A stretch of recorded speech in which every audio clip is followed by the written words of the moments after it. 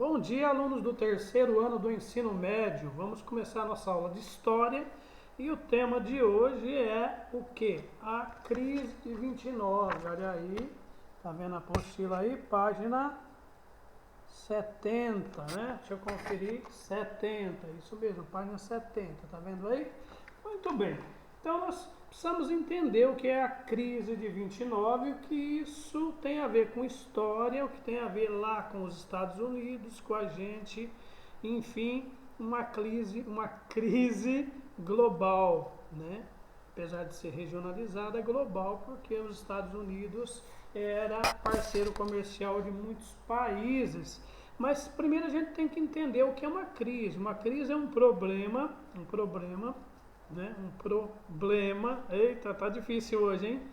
Então, que ocorre aonde? Ocorre na cadeia econômica, na questão da economia. Por exemplo, agora, e também pode ser na crise de saúde. Agora nós estamos passando pela pandemia, que é uma crise do coronavírus, né, que está afetando o mundo inteiro. Por quê? Porque o vírus se espalha muito rápido e aí as pessoas têm que parar. Será que a crise de 29 tem alguma coisa a ver com a crise agora? Será que a crise de saúde pode gerar uma crise econômica?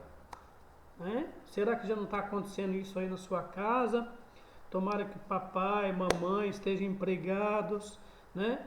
Aí a gente vai ter problema para pagar aluguel, comer, enfim, comprar roupa e se manter, né? Então essa crise de 1929, ela foi uma crise que teve alguns aspectos locais lá na economia norte-americana. Isso tem a ver com o Brasil? Tem, sim, senhor. Porque em 1929 o Brasil exportava o produto de exportação do Brasil, né? Hoje em inglês chama de commodities, né? A matéria-prima que nós vendíamos para eles era o café. Mas o café a gente vendia para o mundo inteiro. Então uma crise na moeda norte-americana, no dólar, causaria uma crise também aqui no Brasil, como causou, ok? Muito bem. Então em 1929 a gente primeiro precisa entender o cenário. Os Estados Unidos está produzindo bastante coisa, a economia crescendo, as pessoas pegando dinheiro emprestado no banco, os empresários também, então pegam o empréstimo no banco, investem em produção e essa produção gera produtos, produto gera consumo. O que é o consumo? Uma relação de compra e venda. Você vai lá no mercado, compra, gasta seu dinheiro, esse dinheiro paga funcionário, dá lucro para o dono do supermercado, enfim, isso chama uma cadeia produtiva, né? O que aconteceu lá nos Estados Unidos? As pessoas pegavam dinheiro em vários bancos e ofereciam a casa de hipoteca, o negócio, né? Quando muita gente pega muito dinheiro e esse dinheiro não é investido para gerar outro dinheiro, as pessoas usam para comprar imóvel, barcos, só coisa de luxo, não é um dinheiro produtivo que você vai comprar um produto e vender outro produto, você vai ter problema para pagar. O que aconteceu lá nos Estados Unidos? Basicamente a crise de 29 ela surge uma crise interna, né? Tinha o consumidor, vou dar um exemplo bem simples para você entender. Eu, Serafim, moro lá nos Estados Unidos. Aí eu quero comprar uma casa, eu vou no banco e pego o dinheiro emprestado. Aí eu quero comprar um sítio, eu vou num outro banco e pego o dinheiro emprestado. Aí eu quero comprar uma televisão, não tenho dinheiro, vou lá num outro banco e pego o dinheiro emprestado.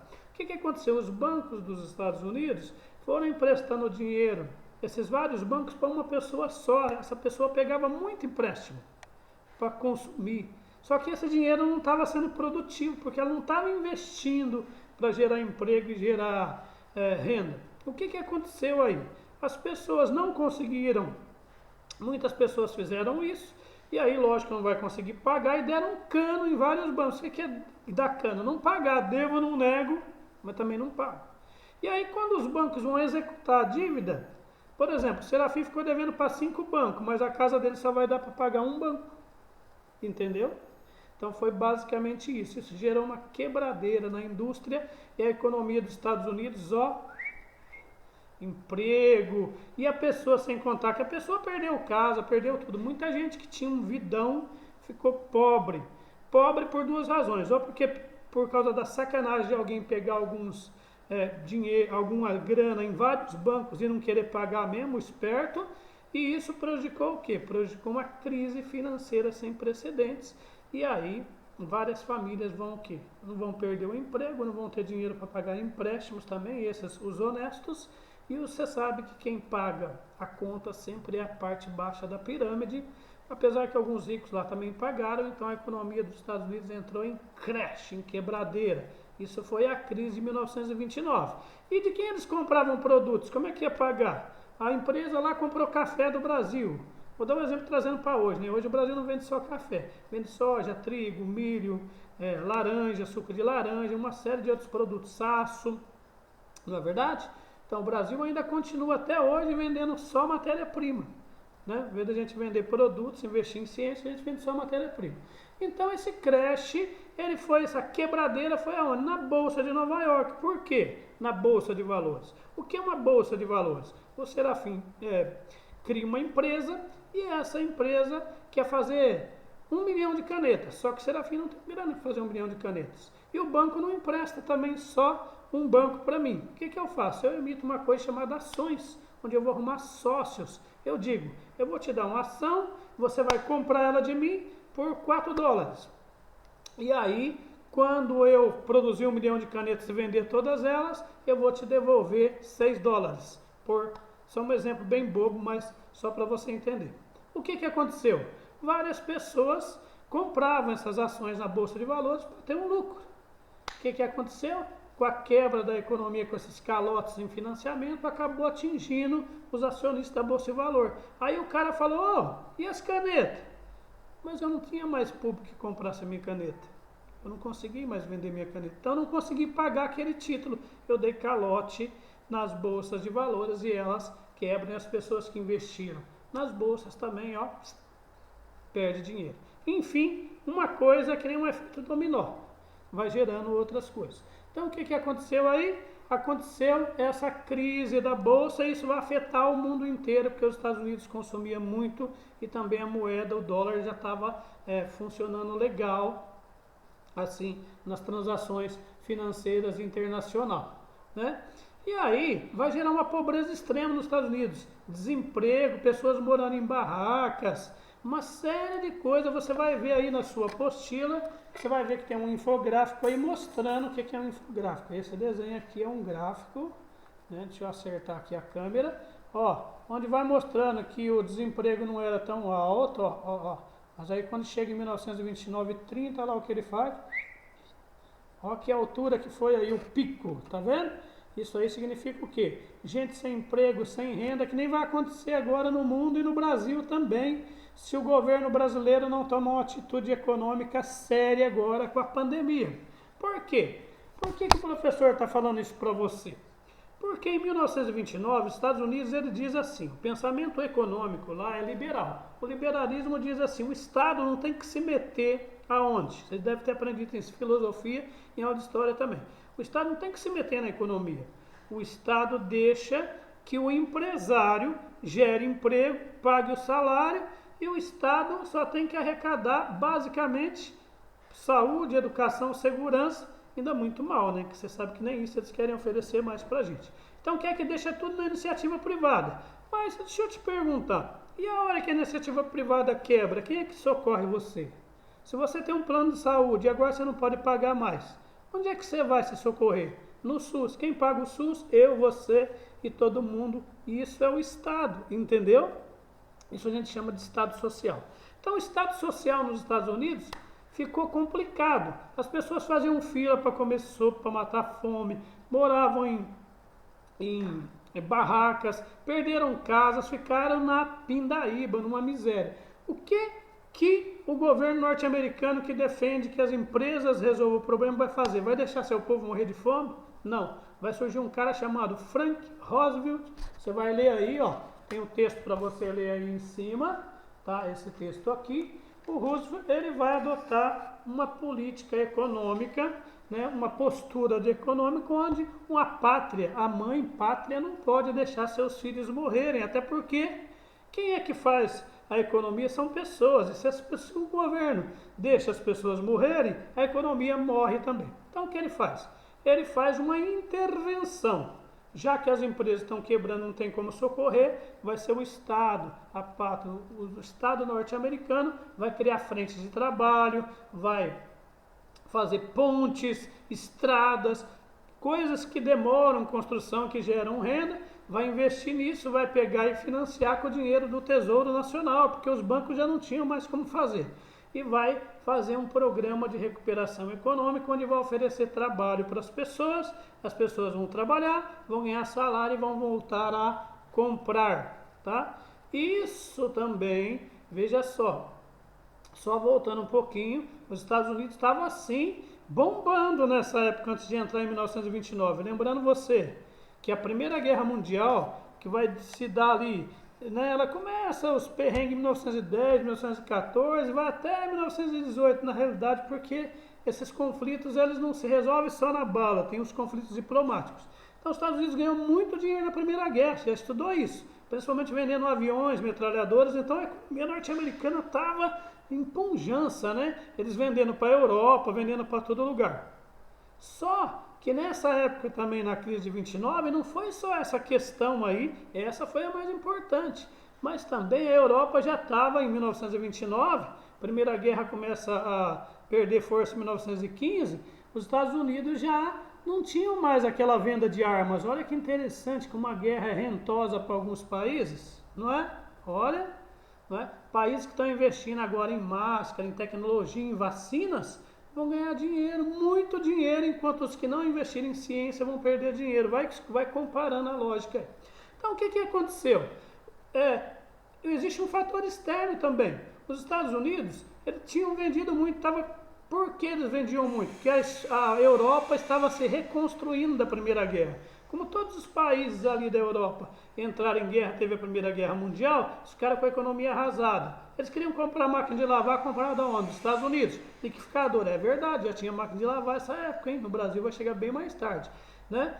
Então, máquina de lavar, secadora de prato, liquidificador, infraestrutura de construção, comprava tudo dos Estados Unidos. Só que a Europa também, e lá em 1920, 23, 25, começa a recuperar a sua indústria e começa a não comprar. Então gerou uma bolha também econômica, onde os norte-americanos vinham surfando na onda lá em cima, a Europa começa a deixar de comprar, vem também a crise de capital interno lá das bolsas de valores, joga a economia no chão e gera toda essa miséria aí, que é o que está acontecendo com o coronavírus também aqui no Brasil. Se o governo brasileiro não tomou atitude, que nem o Franklin Roosevelt, nós corremos isso. Então aí houve uma mudança na mentalidade econômica. Por quê? Porque o Estado precisava socorrer seus filhos. Então o Roosevelt ele vai fazer um plano chamado New Deal. Você vai ler aqui, daqui a pouco, você vai ler o New Deal, né? Está aqui o texto, ó, nessa página 72, você vai entender o que é que ele faz. Ele vai pegar um economista chamado Keynes, porque até agora os Estados Unidos usavam o quê? Usavam os economistas liberais capitalistas que diziam que o Estado não tinha que se meter na economia, mas agora será necessário. Então ele vai lá e adota uma política keynesiana. O Estado investe, recupera a economia e depois a iniciativa privada pega e toca. Vou dar um exemplo bem simples para você entender. Aqui na nossa rodovia Anhanguera, você que mora aqui na região sede de Nova Odessa, que está preparando para a escola Silvânia Aparecida Santos em Nova Odessa, você tem a rodovia Anhanguera em cima. Quem construiu a Anhanguera lá atrás, 1960, 70, foi o Estado brasileiro, né? O Estado de São Paulo. E o que ele fez? Ele criou os pedágios para manter a estrada, não é isso? Só que lá no começo, você acha que passava esse número de carros que tem aí? Aliás, poucos carros tinham, mas precisava integrar o Brasil, integrar o Estado. O que o Estado fez? Investiu numa rodovia que ainda ia começar a funcionar, passar carros. Aí, chega 1990, já tem um monte de carro passando. O que o Estado fez? Vendeu para a iniciativa privada, porque na cabeça dos liberais, o Estado não tem que ficar tocando estrada. Vendeu para o Autoban e aí eles já pegaram pronto, pegaram a infraestrutura pronta, eles vão oferecer o quê? melhor guincho, melhor asfalto, melhor isso. Em tese, tem que ser melhor, porque o Estado tinha que atender outras coisas. Então, o Estado privatiza e vende para a iniciativa privada. Isso é uma visão liberal. Uma visão já de economia de mercado e que admite a intervenção de mercado, que é a visão keynesiana, diz assim, não, o empresário realmente pode tocar a economia, mas o Estado tem que ter força e instrumento para intervir nas crises e resolver o problema, porque o Estado somos todos nós. Então essa é a ideia de Keynes, essa é a ideia que o Roosevelt vai adotar. E vamos comparar, eu estou comparando com a crise de hoje, que você já deve estar sentindo, mas vai sentir, infelizmente, um pouquinho mais para frente, porque parece que o nosso presidente não quer fazer que nem o Roosevelt. Ele não quer oferecer rápido crédito para as pequenas empresas, ele não quer criar programas, porque na cabeça dos liberais isso é criar despesa, pior. Na cabeça dos keynesianos, isso é recuperar o Estado e a economia para que o povo pobre e o povo não pague a conta e não morra de fome e o Estado volta a funcionar. Ou seja, todos os impostos que se recolhe, gente, tem que ser devolvido para você. E devolve quando? Quando você precisa comer, quando você precisa pagar aluguel, quando você precisa de emprego, não é isso? Muito bem, você vê como está demorando o seguro aí esses R$600. Mas o povo não está ganhando dinheiro, esse dinheiro é dinheiro que você já contribuiu. Enfim, você vai ler aqui na apostila, vai ter um texto para você comparar com a crise de 2008. Em 2008 tivemos crise, você não sentiu muito no Brasil, porque o governo que governava aqui, ele era keynesiano, era capitalista que usava as ideias do Keynes, ele não era socialista. Né? Ele podia ser, em tese, enquanto pensava, nós estamos falando do governo Lula, né? Mas ele fez capitalismo de Estado. O Estado interferiu, gerou emprego, gerou renda, pleno emprego. Então é isso, essa é a postura que um governo tem que fazer, mesmo o governo dos Estados Unidos, o Roosevelt, fez. Em 2008, sabe quem vai fazer isso de novo? Quem vai fazer isso, no Brasil era esse governo Lula, nos Estados Unidos também era um governo liberal, era o Bush, o George Bush. E o George Bush vai fazer a mesma coisa, vai fazer o mesmo que o Roosevelt, vai investir, porque em 2008 teve uma crise igualzinha de 29, você vai ler aí, tá? Uma crise, o Brasil ajudou a segurar a General Motors, sabia?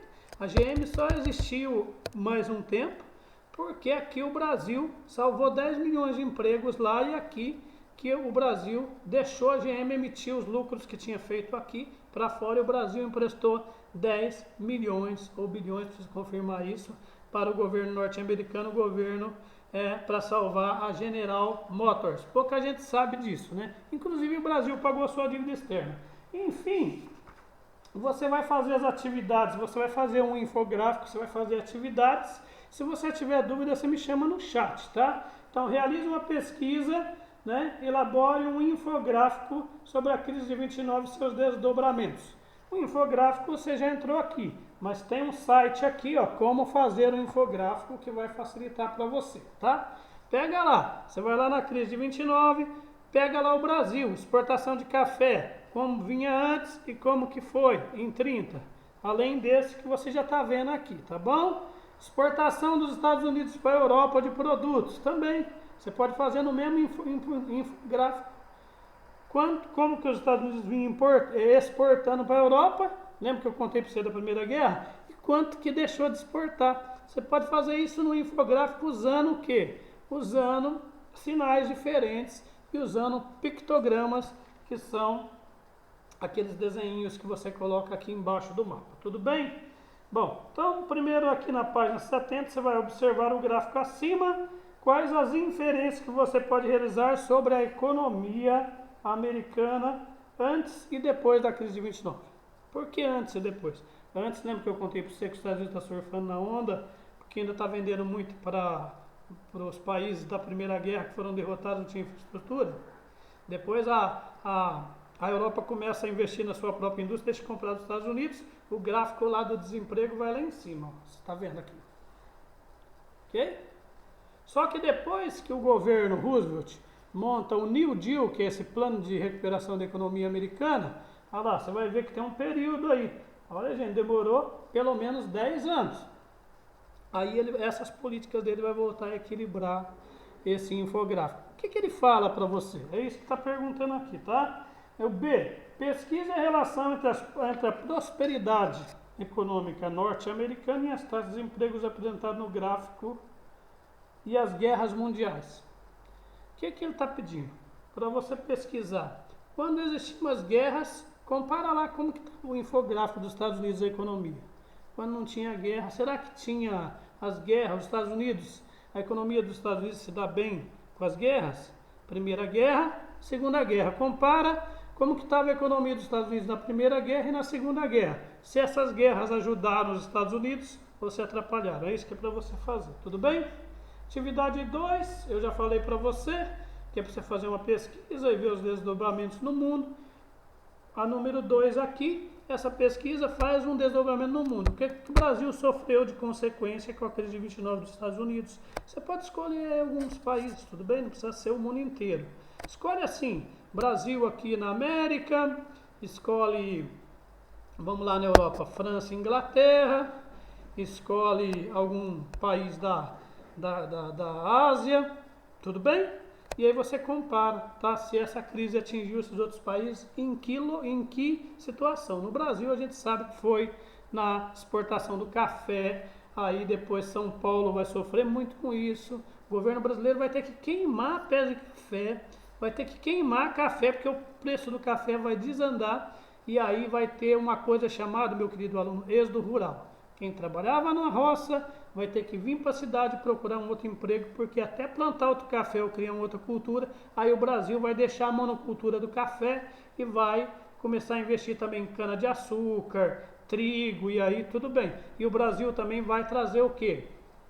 Depois, vai ter que trazer a indústria metalúrgica, né, para gerar emprego, e mais para frente as automobilísticas. Mas aí é uma outra conversa, mas isso afetou o Brasil também, e isso fez o êxodo rural. O que é o êxodo rural? A pessoa deixa o campo e vem morar na cidade, tudo bem?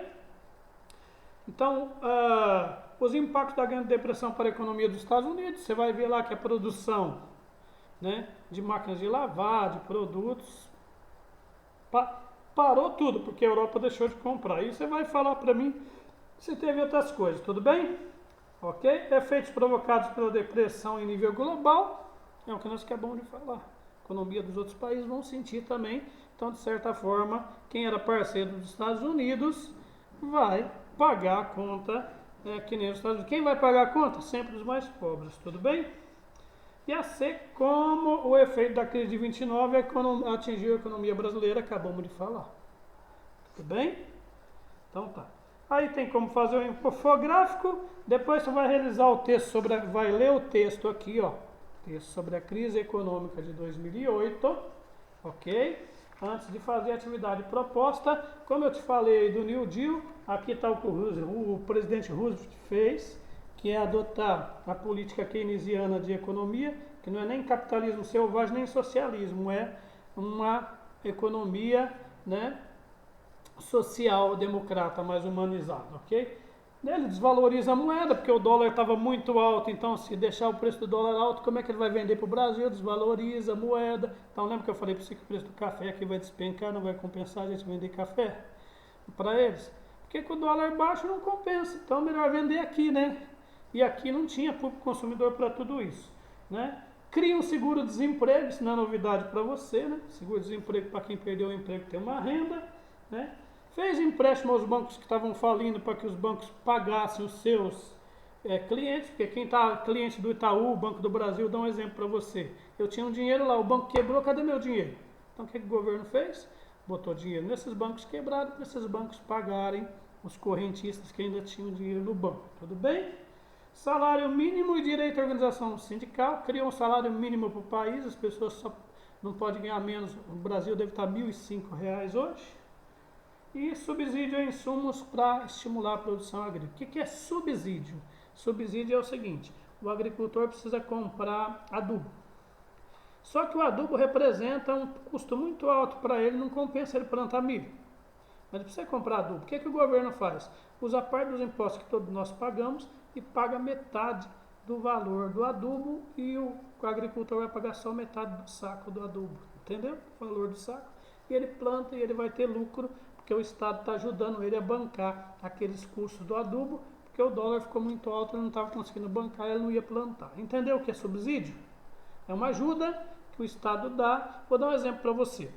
Você já deve ter ouvido falar que a gasolina nos Estados Unidos é barata.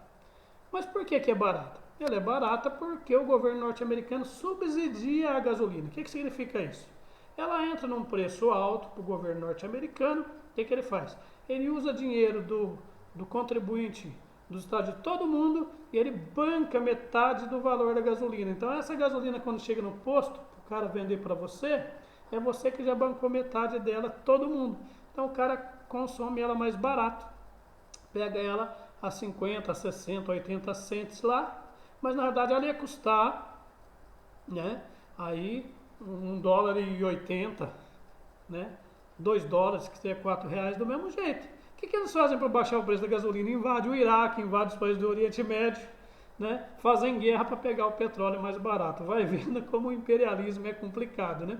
Então o governo norte-americano ele banca. A mesma coisa, vou te dar um exemplo de subsídio. Você sabia que o arroz que a sua mãe, seu pai compra no supermercado, ele não custa 10, 11 reais só? O Brasil compra o arroz, os produtos de cesta básica, o governo tira os impostos e põe um pouquinho de dinheiro do governo para poder a cesta básica você comprar mais barato no mercado.